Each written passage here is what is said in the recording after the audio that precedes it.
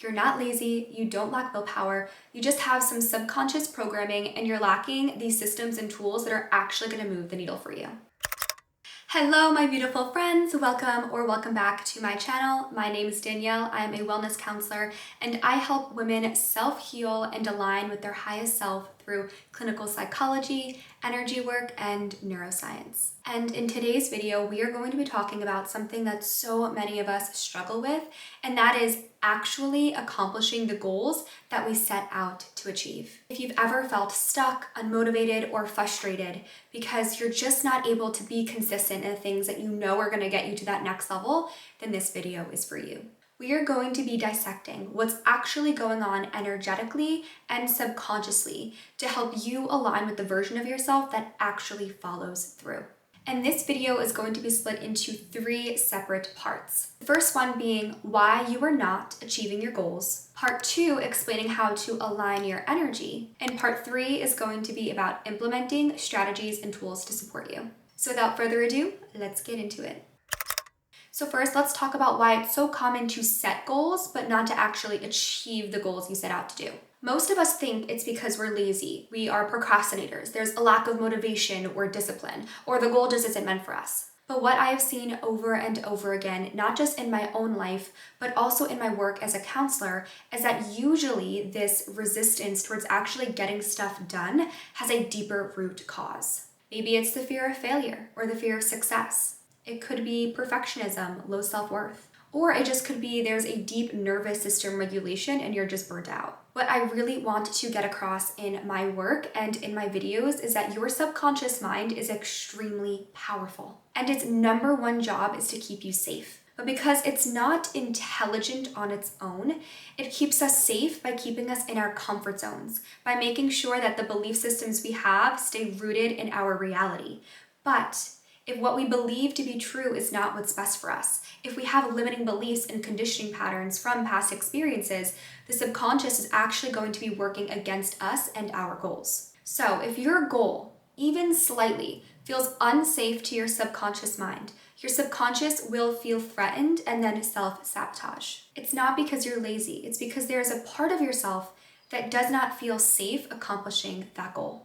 So I want you to release any guilt or shame or any limiting beliefs about your own self. Every single person has experienced this before, where they set out to do a goal and there's so much internal and external resistance towards it. And because it can evoke some icky feelings, no one really likes to talk about it. But trust me, this happens to every single person, and it's literally there by design to keep you safe. I'll volunteer and share an example. I have wanted to start a YouTube channel ever since I was, maybe 16 years old, and now I'm 24. So if you can tell, that was 8 years of procrastinating or feeling unmotivated. But really, the idea of turning on a camera and sharing my thoughts and my experiences with the world was so scary to my subconscious mind that it just blocked all action towards that goal. I have been working through limiting beliefs, lower emotions, self-doubt, and programming for literally years. And so trust me, I know how hard it can feel at times, but I also know that it is so possible to rewire those limiting belief systems, keeping you stuck and from achieving those goals. And now I'm going to take you into part 2, which is going to teach you how to align your energy to actually accomplish your goals. And here's a little thing about goals that not enough people talk about. They cannot be forced and they cannot be rushed. You really, truly cannot out-hustle your limiting beliefs or your energetic blocks. It's just not gonna work. It's gonna be like you are running on a treadmill, exerting all of this energy, but getting nowhere. You cannot outwork your limiting beliefs and blocks. So don't even try. Hustling may work in the short term, but like I said, you're not gonna get far and it's going to lead to burnout. However, when you are in alignment with your goals and alignment with the version of yourself capable of achieving them, that is when the work doesn't feel so hard. You don't feel like you have to push, you're allowed to simply flow throughout the process. There's a little more ease and grace to the unfolding of it all. This is when your goals feel inspiring and actually energize you instead of igniting the feeling of fear or draining your energy. But not every goal you set out to achieve is going to be an aligned one. So there's actually two parts to this process. One is making sure that the goal is in alignment with you, and then the second is aligning with that goal. So how do you know if a goal is in alignment with you? This is when you need to do a lot of self-reflection and tapping into your own intuition. So first off, you can check in with your body. You can close your eyes, ground your energy, feel into your systems. And when you bring that goal to mind, how does your body feel? Does it feel expansive and excited? Or does it feel more heavy or anxious? Another great way to tell if your goal is aligned is by writing out your why behind the goal. And you can tell it's not aligned if it is for societal expectations, other people in your life, or you're doing it strictly for like external validation or monetary purposes. You know the goal is aligned with you when the why is so deeply ingrained in your mission here. The why has bits and pieces that aren't about external validation, but really about your own inner excitement and desire. So take out a pen and journal and write down all of the reasons why you want to achieve this goal. Close your eyes, tap into your body, and feel into the energetic vibration of that goal. How does it feel? If the goal is not aligned, then simply push it to the wayside and allow yourself to do some reflection and soul searching on what an aligned goal would be to replace that one. If the goal is in alignment, but you're feeling unmotivated, you're feeling a lack of discipline, or you're procrastinating, that is when you need to do the energetic work to align with that goal. We know it aligns with your purpose, your higher self, and your mission. Now you, in this present moment, need to release the blocks preventing you from naturally aligning with that goal. And this isn't about doing more things to get in alignment. It's actually about releasing whatever is blocking you from naturally being in that flow. One of my absolute favorite ways to heal my energy and get into energetic alignment with what is meant for me is through guided meditation. And I actually created a guided meditation bundle called The Energy Reset with my top 13 guided meditations that will help you do exactly this. Heal limiting beliefs and anxiety, and help you align energetically, mentally, and physically with your highest self and what is truly meant for you. I will have the link in the description, and I will also share a link to a free guided meditation for stress and anxiety to support you in energetically releasing any fear or self-doubt. Another really great tool for balancing your energy is to do EFT tapping. This works by tapping specific meridian points on your face and saying specific affirmations to release the energetic programming in your subconscious mind. If this feels like a big boulder of resistance, like you just have so many blocks that you don't even know where to start, that is when I would recommend working with a holistic counselor, EFT practitioner, or an ITA energy medicine practitioner like myself in one-on-one sessions. So you can actually get to the root of your own individual blocks and then just rip it out at the source. But if you are feeling ready and inspired to jump right in and do the work yourself, then let me lead you through part 3, which is implementing tools and practices to actually accomplish your goals. Simply put, your brain is wired to avoid discomfort and to stay safe, even if that means procrastinating the things that are actually going to move the needle and improve your life and well-being. So, in order to follow through with your goals, you have to make the path feel as safe and familiar as possible. And this means taking into consideration your mindset, belief systems, and nervous system. And here are some practical ways to do just that. Number 1 is to make your goals emotionally meaningful.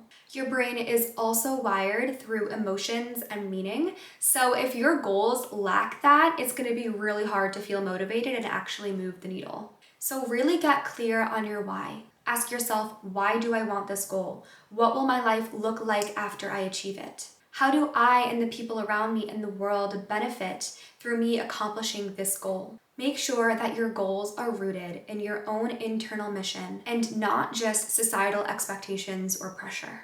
Number 2 is to use implementation intentions. This is a research-backed strategy that helps you actually accomplish the things you say you are going to do by pre-deciding when, how, and where you are going to do them. So instead of saying, I'll meditate more, say after I brush my teeth at night, I will put on a guided meditation before I read my book. Instead of saying that you will fit in time to write your book after work, instead say, as soon as I clock out of my 9 to 5, I'm going to go to the kitchen, grab a water and a snack, and then go into a completely different room of the house and start writing. This tells your brain, this is what's going to happen next. There is no room to make any other decision.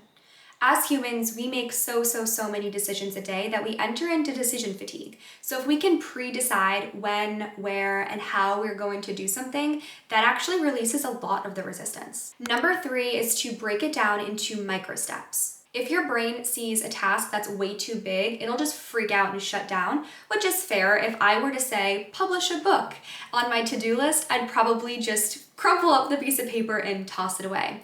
But if I saw on my list, brainstorm the title and topic of my book, that's something with a lower barrier of entry. So my advice to you is to break up every single goal you have into as many tiny steps as possible. I don't care if this feels silly, like one of the steps is to get a new notebook. Like I mean as small as possible. Because if you're feeling stuck and you're feeling this resistance towards your goals, you need to break it down into bite-sized manageable pieces so that your brain doesn't get scared. This will also help your nervous system stay regulated so it's less likely to induce the self-sabotaging behaviors. Tip number 4 is to use the one-touch rule for small tasks. So if something takes less than 5 minutes, you do it immediately. You drop whatever you're doing and you get it done. Don't let those small things bounce around your brain and take up so much space and stress you out. If it takes less than 5 minutes, then just get it done. This also trains your brain to act fast, and this will build momentum in other areas and in other tasks that maybe take more than 5 minutes. You want to instill the habit that you get things done. Tip number 5 is you want a time block with focus zones. So create designated times in your day. This could be 20 minutes, 40 minutes, an hour, where you do focused work with no distractions. You put your phone in another room,